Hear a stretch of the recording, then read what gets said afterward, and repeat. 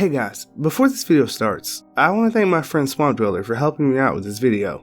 He's been one of my good friends in the horror community for a while now, and I've always wanted to feature him. On the off chance that you're not already familiar with his channel, be sure to check him out.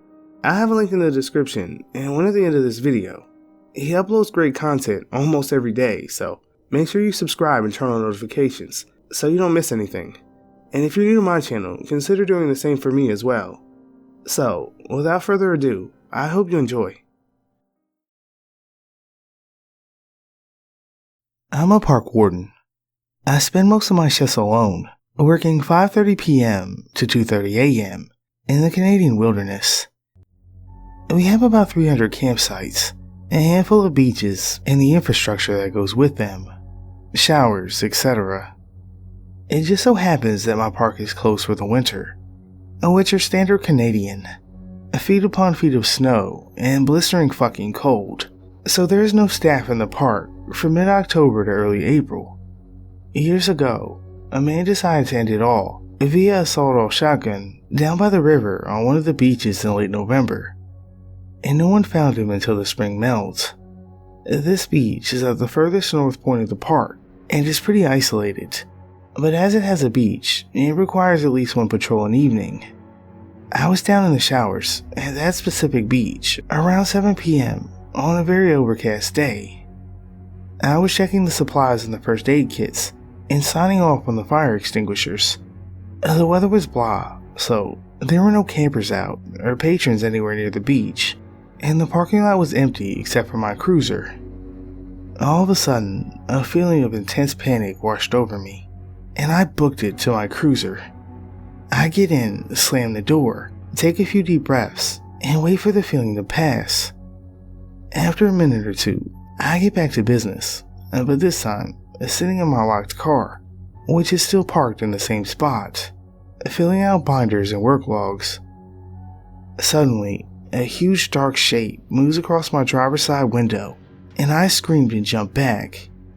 My immediate thought was someone had been lurking and was about to try to open the door.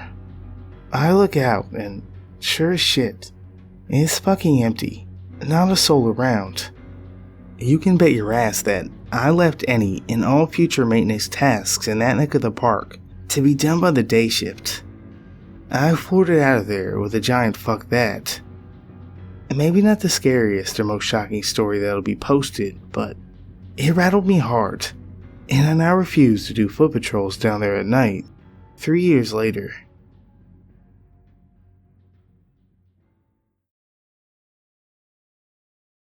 I'm an avid hunter. I go every season and I love it. More often than not, I don't kill any game, but I just love getting out and into the woods. I don't know if you're familiar with hunting season in Pennsylvania, but during late November, rifle season is in full swing. It was already the second week of the season, and I had yet to bag any deer, so I was eager to get to it, early in the morning, and I did. I normally get up at around 5 a.m. and drive to my hunting spot. It's private land that my grandfather owns. Him and I are the only two who hunt on it, and the rest is posted to hunters. And the only others on that land are employed on my grandfather's farm. I had originally planned on calling my grandfather when I woke up and asking him if he wanted to tag along, but the weather was more than horrendous in the morning. The snow was pouring down and the wind was really strong. I love hunting in the snow, but it almost made me decide not to go. So I knew he wouldn't want to. The roads were really bad, so it took me a bit longer to drive there. Normally, the sun would be starting to rise by now. However, it was overcast and snowing. Regardless of the snow, I walked up to my spot. It was directly behind my grandfather's house, over a hill and back about 100 to 150 yards. Almost immediately upon sitting in my spot, I hear things moving all around me. Honestly, I didn't pay too much attention to it. It could have been a number of things, but it was still pitch black, and the thought of it was kind of creeping me out. But there wasn't much I could do. It's not like I can shoot at anything, so I just ignored it, and continued to wait. It wasn't much longer after that I began hearing something walking just over the ridge to my right. At this point, There's barely enough light to see my feet, so even if it was a deer, there was still nothing I could do. However, I could tell it wasn't a deer. I just assumed it was my grandfather walking to his spot, which is just a short walk from mine. But the lights in the house were off, and if he was up here, I'm sure he'd let me know prior. Even if it wasn't him, it was a hunter. Albeit hunting illegally. I still wanted to let him know I was here, so I turned on my flashlight and pointed into his direction, flashing it several times. Again, even if it was a deer, I couldn't shoot it, so I felt it was better to be safe rather than sorry. Nothing happened after that. After I flashed my light, the noise stopped, which was really odd. I didn't see them turn back or hear them, so I figured they either A, sat down right there after seeing my light, which was considered extremely rude, or B, I didn't hear them walk off. I just assumed it was the latter. An hour or so passes, and finally the first sights of daylight start to shine through. It's still snowing, and the snow is falling in entire snowballs, rather than snowflakes, so visibility is pretty limited. I, around this time, noticed that an odd-looking lump protruding from a group of trees. The shrubs atop the hill that separates me and my granddad's house, right where I had movement earlier. It looked like a mound of dirt. However, it was sticking out from the side of a tree, so obviously it wasn't dirt. Naturally, I raised my rifle to take a closer look. I could tell immediately that I was looking at the side of an older-style camouflage coat. It took a minute, but it finally clicked. That was a person over there. I just thought it was a hunter, so I didn't know what to do about it. I knew if he was hunting on our land illegally, and from that I could see he wasn't wearing anything orange, which is required of all hunters during the rifle season, and I could tell just from looking whoever this wasn't my grandfather. I sat there for a minute debating my next move, but I decided to call my granddad, at the risk of blowing his stunt if that was actually him over there. So, without taking my eyes off the sky, I pulled out my phone and dialed his number. To my dismay, he picked up, and I told him what was going on. So he told me that he'd make his way up, but I decided on my own to give this guy a whistle to let him know I see him. But he didn't react at all. After a few minutes, I started to walk up to this guy. After walking a short distance, I could clearly see this guy, who was sound asleep tucked in between a shrub and a couple of trees. He obviously thought out here was a great place to lay down, as I would never be able to see him and his coat was not stuck out, and as I thought, he had no orange on. I gave him another whistle, much louder, and he woke right up, almost immediately shuffling over to hide his exposed coat. He had a nasty, scruffy beard and a gray hat. Honestly, he looked like a harmless old homeless man, probably in his 50s, but he had a perfect view of my granddad's home from his spot, and I had a pretty good idea that he was planning to do once my granddad left the house. Once this guy realized he'd been caught, and he saw a 6'5" mad guy carrying a rifle, he started freaking out. His face went pale, and almost instantly he tried to feed me some bullshit that he'd gotten lost during a drive with a group of other hunters. A drive as a coordinator pushed through a thicket in order to drive deer to hunters sitting at the edge of a designated driving area. However, the closest public game land is miles from this spot, so I knew it was a lie. He just wanted to keep on going on about how he was lost and how he fell asleep. He even went as far to make up a fake name on the spot. I just stood there and listened, making sure he didn't give me any fishy movements. I couldn't help but think that what this guy was going to do to my grandfather, God knows if he had the chance, and the thoughts pissed me off. Just a few weeks ago, we were on a road trip to San Diego, and we came upon a campsite just outside of Crescent City, California. We drove through. One side of the campground was relatively empty. I noticed a few scattered tents, but nobody close to the location we ended up picking. We had tons of space. We wanted an early night, so I started a fire while my girlfriend started cooking. We ate, had a few beers, and climbed up to our rooftop tent with our dog by 9 p.m. or so. I had a rough time sleeping and woke a few times, but I finally fell into a decent sleep in the pitch dark with all of our tent windows and canvases closed. I was awoken at 1 a.m. by someone whistling outside of our tent, to the tune of "When the Saints Come Marching In." After a few minutes of this repetitive whistling, I nudged my girlfriend, who awoke, and was obviously freaked out as well. The whistling then turned to chanting things like, "When you sleep here, you disrespect me. And when you disrespect me, you disrespect the U.S. Marines." The person would then start spelling out words like flee. The verbiage and tone kept getting more aggressive, so we decided we had to make a move. I slowly unzipped the tent while our guard dog was snoring and poked my head out. It took a few seconds for my eyes to adjust and figure out where the person was. I felt more confident once I could somewhat see and hear, so I climbed down and the girlfriend passed me the dog and she climbed down too. We flipped the tent up without securing it and we jumped into the truck. We ended up going to a motel in Crescent City. The next morning, we drove back to get the few belongings that weren't in the truck, and a family who had been camping a few sites over said it went on for another 2 or 3 hours, and it was the scariest thing that their family had ever experienced.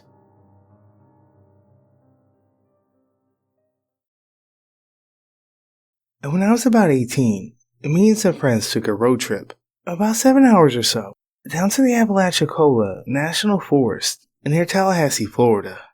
We were going to do a little car camping, drink a few ice-cold natty lights, 18-year-old stuff. As such, we didn't want to be bothered by any park rangers, so we drove way deep into the woods. When we got there, set up camp, had set natty lights, and a buddy and I decided to do a little exploring. So we walked about 100 yards from our site back to the main road, saw another path directly across from us, and started walking it. Immediately, we started seeing signs that someone had lived there for a while. Big bags of trash, stuff like that. It should have been a huge red flag to turn around, but, 18. And nothing could hurt us. So, we get to this campsite, and an older white guy living out of his van. Clotheslines strung up, coolers placed all around, and a big gorgeous dog. I think maybe a golden retriever. And we tried to back out, but he sees us and starts talking. He's friendly enough, asks us where we're from, tells us about some cool spots to check out in the park. We end up chatting for 10 minutes and going on our way. I kept thinking to myself how odd it was that he gave directions in steps, not yards or miles. A guy always seemed to be off balance, not stumbling drunk, but like he was walking on a balance beam, swaying side to side. Oh, and he was super excited to talk about national parks and forests where we were from. Okay, so we went back to our tent. Fast forward 2 months. The same buddy calls me late at night and tells me to turn on the TV to the news. I oblige. I see an old dude with a van. You see where this is headed, but at the time I didn't, so I got pissed at my friend for waking me up. And then I see the golden retriever, and it all clicks. What the fuck? That man's name was Gary Michael Hilton. He was convicted of at least 4 murders. He kidnapped and murdered a girl on Blood Mountain in Georgia, an older couple in Piscataway, North Carolina, and a girl at that campsite not long after we left. Yes, the very same places he had been talking to us about. Obviously, we called the cops.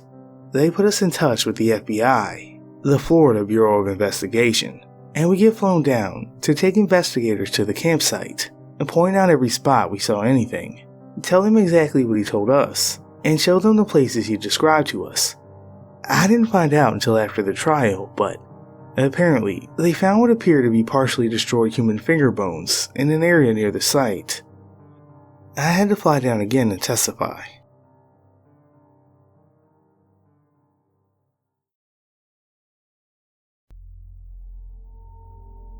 In 2004, I was 15 years old living in central Minnesota. I had hunted on my grandparents' property east of Sandstone since I was 12 and had been fairly successful each year. That season was the same as most, going hunting with my dad and older brother for opening weekend, and then trying to get out hunting whenever I could after that. I think it was around the second weekend when I had one of the most scariest experiences of my life. On this particular day, after an unsuccessful morning hunt, my brother and I were walking back to the main house through the woods and decided to walk out to the road instead of trudging through a snowy field. Parked on the property, about 40 yards off the road, was a pickup truck. We didn't recognize it. We approached cautiously, but the truck was abandoned and there were tracks leading off into the woods in several directions. In the front of the dash was a pile of mail addressed to someone with the last name Gamble, a name not associated with any of my family or nearby neighbors. My brother and I decided that we'd just head back home and let our dad know about it, since there was little else we could do or knew what to do. When we said the name we had seen in the window on the mail, my grandmother immediately recognized the name. "Oh, that's a lady who lives a few miles away from here." My dad jumped on the four-wheeler to go see if the truck was stuck or broken down and offer to help. But when he got down there, a mere 20 minutes after my brother and I initially saw the truck, it was gone. Without any cause for alarm, we all basically forgot about it as we had a warm lunch and swapped hunting lie stories from the morning. After a post-lunch nap, we all mapped out the morning hunting strategies, and we headed out to our stands until dark. This is when the story gets good. I was sitting in my stand, lost in thought but constantly gazing around and trying to spot movement or flashes of brown and white. I was deep in thick brush on the edge of a swamp that borders a hardwood stand on trees. It was a favorite spot for the afternoon hunts to get deer as they migrate towards the fields as it gets dark. Suddenly, out of the corner of my eye, I saw a flash of brown to my right. I strived to identify exactly what it was, before I saw it again as it slipped behind a pile of brush once again. I figured it'd be about 50 yards away and moving my way. I lifted my 30-30 Western Field lever action to my waist as I stood in the stand and silently slipped the safety to my off position. For several long minutes, I saw and heard nothing. I began to question if I had seen anything at all or if my imagination was finally taking over after me being fooled by squirrels for several hours, when suddenly I heard a low noise coming from the thick brush. It sounded like a growl sound. My first thought was that a wounded deer was going through its dying moments from the neighbor's property to the east. Suddenly, the low growl turned into a distinct growl and snarl. My mind immediately went from lurking for a wounded deer to looking for a bear. It wasn't uncommon to see bears in the area, but the thought of one being so close was both exciting and nerve-wracking to a 15-year-old me. The growls grew louder, and I saw the brush move slightly as the unseen bear moved closer to my stand. I placed the safety back on my weapon, but kept it at my waist. The growling stopped, and then it turned into a snarl and screaming sound that caused my heart to immediately drop in my chest in pure fear. I had never heard a bear make that sound, and I suddenly knew it was a wild cat of some sort. The brush movement that I finally saw the animal for the first time. About 35 yards away, I had gone from expecting a deer to a bear to a wildcat of some sort, and while I wasn't wrong, I did not expect in the least what I saw in front of me. 35 yards away, in the woods of Minnesota on a November day, was a Bengal tiger that had been 8 feet long, with orange and black stripes. A Bengal tiger. I had seen them in books and at the zoo, but I had no frame or reference of what I was witnessing. I immediately threw up my gun. I turned the safety off and the hammer cocked. My hands shook and I thought I was going to throw up. While it was likely less than 30 seconds, I felt like I was staring in shock at the tiger for at least an hour before it snarled, screamed once more, and bounded into the woods to the north. I stood in my stand for several minutes, until my leg shaking became paralyzing as the adrenaline wore off and the reality of what just happened came over me. I asked myself over and over if I had just seen something that was real. In my frozen fear, I had contemplated shooting the apparition in front of me, since in my sights the entire time, but I didn't because I wasn't convinced that it was really real. I didn't have a cell phone, so contacting my brother or dad was impossible to do. But I do know one thing. I did not want to be in the woods in the dark with that thing nearby. I was also less than eager to immediately get down and walk to the house with him nearby. So I sat in the stand for 20 minutes in the ready position looking for any sight of the tiger. When I didn't see anything, I got out of my stand and started the longest walk back to the house possible. I walked the entire 1/4 mile through the woods with the gun up in the ready position. Every twig breaking made me feel like a tiger was leaping towards me in the growing darkness. Needless to say, my family was skeptical when I rushed to tell the story of the evening's hunt. They believed I had seen something, but the tiger part was hard to swallow. They figured it was likely a wildcat or a mountain lion at most, but I insisted that I had seen what I had seen. Regardless, we began to get ready for Wednesday night church, and the conversation continued until we got inside church. The small country church is composed of mostly extended family members, and so we had several relatives visiting for hunting that were mingling and talking about their hunts thus far. I immediately walked up to my cousin Sky, who owned and hunted the land adjacent to my grandparents. My dad jokes that he heard a ridiculous story that I made up about my evening. I was barely into the story when my cousin exclaimed, "Oh, you saw the tiger too." My dad was floored and I was vindicated. Slowly, the story began unfolding with answers. The white truck belonging to the Gambles was the connection piece. Cynthia Gamble lived several miles from our property and owned a large wildcat sanctuary. While the cats were all in cages and tagged with GPS monitors, apparently one had escaped and several neighbors reported seeing it. She went and looked for it, and by the following day, we had heard from those that knew the Gambles that the cat had been returned. There was never any official word that had gotten loose. Being that far out in the country, with little population and evil lighter traffic, sightings of the cat by others than the family are limited if they happened at all. Everything went back to normal and I had a killer story to share with no one that believed.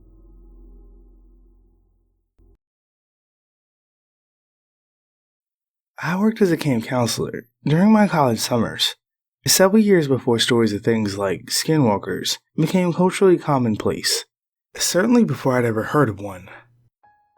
And one year, we had a night hike activity with story stations. My station had me by myself, up on a cliff that overlooked the river, and about halfway through the hike. I was generally the furthest from the other staff at any given time, but because I was in charge of the nature programs, I knew those woods like the back of my hand. I wasn't frightened in the least. Unless there was recent rain, I could usually get to and from my station without a light. There was another activity where the kids would leave me blindfolded somewhere, and I would lead them back, still blindfolded. I knew those woods and those trails. The program staff and storytellers would get a notice to turn off our radios before the first group started the trail. After that, it was dead silence in the dark woods until the first group got there. Since I was fairly far through, it would usually be 15 or 20 minutes before the first group of kids came through. One night, I'm up there, waiting, at this steep cliff about 2 feet behind where I was sitting, and I hear this kid's voice, from what sounded like 10 feet behind me, saying my name, clear as day. Now, it might not seem all that strange to hear a kid say your name at a camp, even when you think you're alone, but it's important to note here that we use nicknames for safety reasons, and there was not a single child on the 200-acre camp property who actually knew my first name.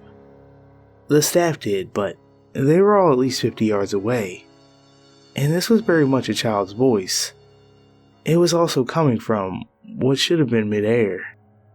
It scared me so bad that I had to leave my station and set up closer to the next one so that I could at least talk to her in the darkness. Over the course of the summer, almost all the program staff had similar experiences on these night hikes, until we finally scrapped the activity because nobody wanted to be out in the woods alone without radios anymore.